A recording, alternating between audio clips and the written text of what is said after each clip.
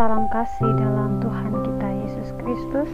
Kembali lagi di saat ini kita akan mendengarkan renungan firman Tuhan yang menguatkan hati dan pikiran kita.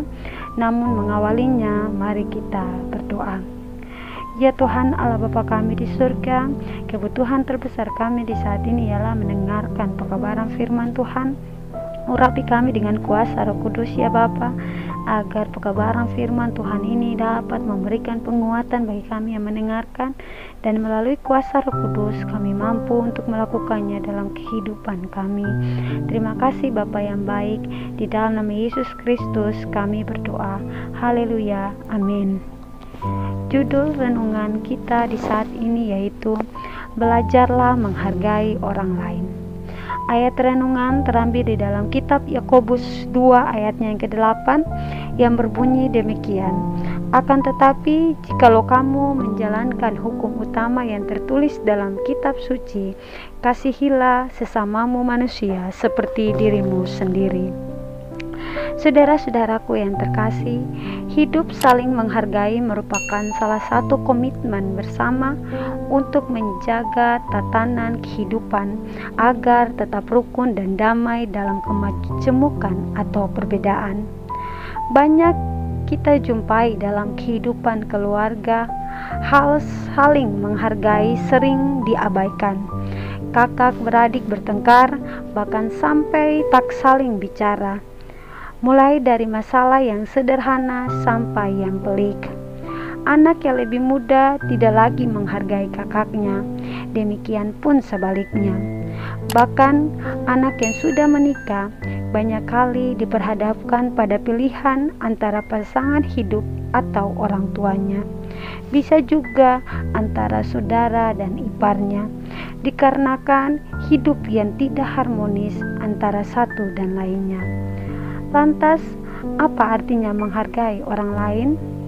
Saudara-saudaraku, menghargai adalah suatu keadaan di mana kita menerima orang lain apa adanya, memperlakukan orang lain secara baik dan benar, seperti yang tercatat dalam ayat renungan kita. Menghargai orang lain artinya memposisikan orang lain sama pentingnya dengan kita. Mengapa kita harus menghargai orang lain? Jawabannya adalah karena kita sama-sama ciptaan Tuhan, karena kita sama kedudukannya di hadapan Tuhan dan hukum Allah, karena manusia adalah makhluk yang mulia dan sangat berharga, dan karena manusia adalah makhluk sosial yang saling membutuhkan. Saudara-saudaraku, sikap menghargai adalah jembatan penghubung untuk masuk ke dalam kehidupan orang lain. Ketika kita menaruh penghargaan kepada orang lain, kita sedang membantu orang tersebut untuk melihat keberadaannya sebagai pribadi yang berharga di mata Tuhan. Bahkan tak jarang orang mengalami titik balik perubahan hidup karena dirinya merasa dihargai dan dihormati. Saudara-saudaraku, Alkitab mencatat bahwa Tuhan Yesus pernah menggunakan jembatan penghargaan ini untuk merubah kehidupan dari Sakeus, sang pemungut cukai. Kisah ini bisa kita lihat di dalam kitab Lukas 19 ayat 1 hingga ayatnya yang ke-10. Jadi, walaupun kamu hebat, walaupun kamu baik sekali, walaupun kamu sudah melakukan segala sesuatunya dengan tulus, kalau kamu berada di lingkungan orang-orang yang tidak pernah menghargai kamu, maka kamu tidak akan pernah ada artinya. Sama seperti Sakeus, saudara-saudara, yang jauh sebenarnya dalam dirinya merupakan seorang pribadi yang baik, tapi karena tidak pernah dihargai oleh orang lain, maka kebaikan hatinya pun tidak berarti apa-apa.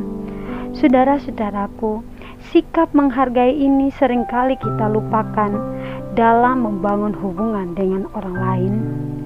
Lantas pertanyaan selanjutnya adalah, bagaimana caranya agar kita dapat saling menghargai? Ada dua jawaban yang akan kita bahas di saat ini. Yang pertama yaitu saling menerima.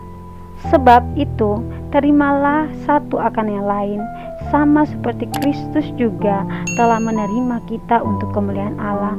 Kita perlu untuk saling menerima satu dengan yang lain dengan apa adanya, bukan ada apanya. Ingat, kita harus tulus menerima kelebihan mereka tanpa perlu iri hati, tapi malah ikut senang dengan keberhasilannya. Kita juga harus menerima kelemahan atau kekurangan mereka tanpa membicarakannya dengan orang lain atau memakai kelemahan itu sebagai kunci untuk menjatuhkan mereka. Dalam 2 Korintus 5 ayat 15 sampai ke 17, di situ dikatakan bahwa dan Kristus telah mati untuk semua orang, supaya mereka yang hidup tidak lagi hidup untuk dirinya sendiri, tetapi untuk Dia yang telah mati dan telah dibangkitkan untuk mereka. Sebab itu kami tidak lagi menilai seorang pun menurut ukuran manusia. Dan jika kami pernah menilai Kristus menurut ukuran manusia, sekarang kami tidak lagi menilainya demikian.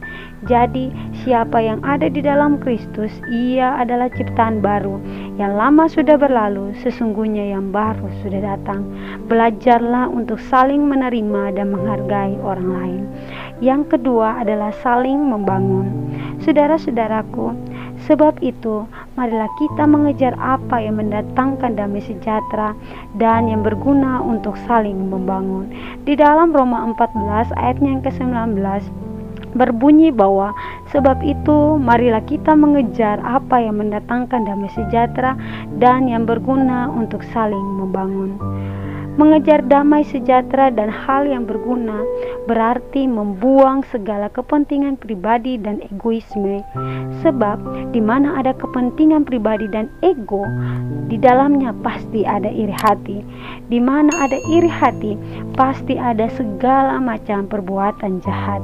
Saudara-saudaraku, menghargai orang lain berarti memperlakukan orang lain secara baik dan benar, baik lewat perkataan kita maupun lewat tingkah laku dan perbuatan kita.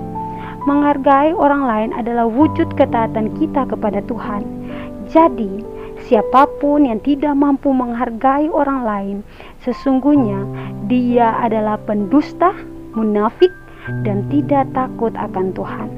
Karena itu, marilah saudara-saudara kita menjadi garam dan terang yang benar, agar semakin banyak orang menjadi percaya kepada Kristus Tuhan kita. Bukan kita malah menjadi penghalang untuk orang mengenal Kristus.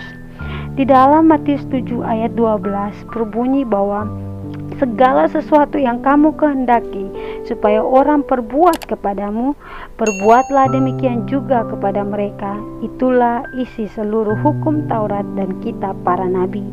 Jadi, hormatilah semua orang, karena semua orang diciptakan menurut gambar Allah. Saudara-saudaraku, sebagai keluarga-keluarga Kristen, marilah kita hidup saling menghargai. Marilah kita saling menghargai atau menghormati. Berarti kita telah memberi nilai yang tinggi kepada orang lain. Jika kita semua masih hidup, atau jika kita semua hidup saling menghargai, berarti semua umat akan memiliki harkat dan martabat sebagai ciptaan Tuhan. Untuk itu, milikilah kasih, karena hal itu yang paling utama dan mengikat serta mempersatukan kita semua. Tuhan memberkati kita. Amin. Demikianlah renungan firman Tuhan di saat ini. Berbahagialah bagi kita semua yang mendengarkan, dan kiranya firman ini boleh kita lakukan dalam kehidupan kita. Mari kita akhiri firman ini dengan berdoa. Ya Tuhan Allah Bapa kami di surga, terima kasih untuk firman Tuhan yang telah menguatkan iman kami.